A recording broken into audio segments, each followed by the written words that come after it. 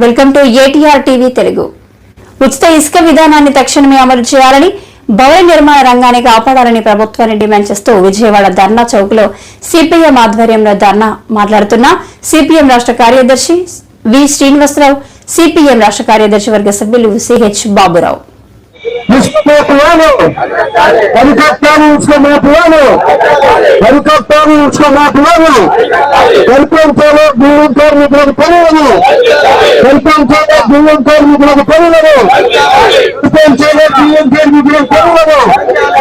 ఈ 4 నెలలుగా ఇసుక దొరక్క భవన నిర్మాణ కార్మికులు ఆకలితో అలమటిస్తున్నారు. ఉపాధి లేదు.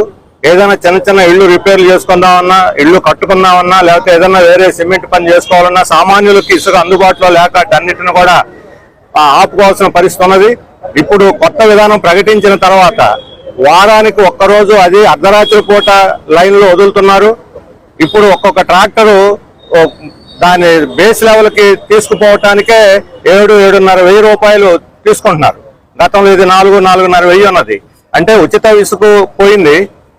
అంతకుముందు కన్నా కూడా రేటు పెరిగింది. అది కూడా దొరకటం లేదు. ఇంతకన్నా అన్యాయం అనేటువంటి విషయం కోటి లేదు. అందుకని తక్షణం ఈ ఉచిత ఇసుక హామీని అమలు జరిపేదానికి చర్యలు తీసుకోవాలి. వచ్చే 2 వారాల లోపల పూర్తిగా అందరికీ ఉచిత ఇసుక అందుబాటులోకి తీసుకురావడానికి ఒక సమగ్రమైనటువంటి చర్యలు తీసుకునే పక్షంలో మేము రాష్ట్ర వ్యాప్తంగా ఇసుక సత్యాగ్రహం కూడా చేయాల్సి వస్తుందని చెప్పి రాష్ట్ర ప్రభుత్వాన్ని నేను హెచ్చరిస్తా ఉన్నాను.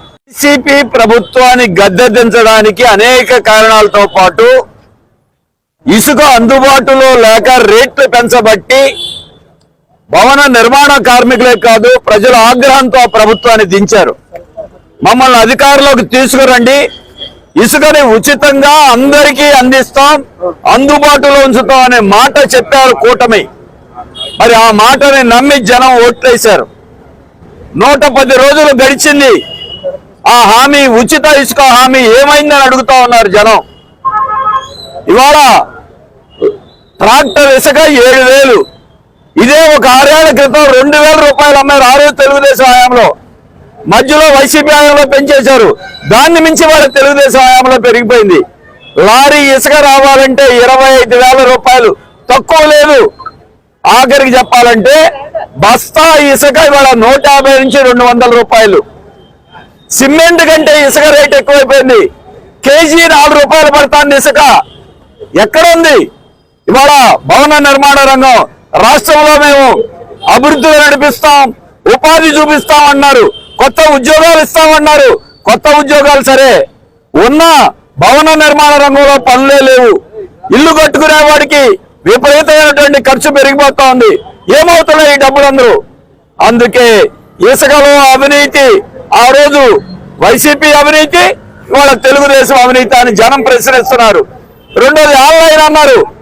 ఆన్లైన్ అర్ధరాత్రి 2ంటికి ప్రారంభం అవుతుందా? వారంలో 1 రోజు ఇస్తారా? ఆన్లైన్లో రోజు ఎంతమందికి అందుబాటులో ఉందో ముఖ్యమంత్రి గారికి తెలీదా? అందుకే ఇవాళ మంచి ప్రభుత్వం అని చెప్పారు. మంచి ప్రభుత్వం అంటే ఇసుక రేటు పెంచి మంచి ప్రభుత్వం అనుకోరు జనం. ఉచిత ఇసుక ఇస్తే అప్పుడు ప్రభుత్వాన్ని ప్రజలు గుర్తిస్తారు. అందుకే ఇప్పటికి 1 నెల ఆగారు, 2 నెలలు ఆగారు, 3 నెలలు, 100 రోజులు దాటిపోయింది. ఇక సమయం లేదు.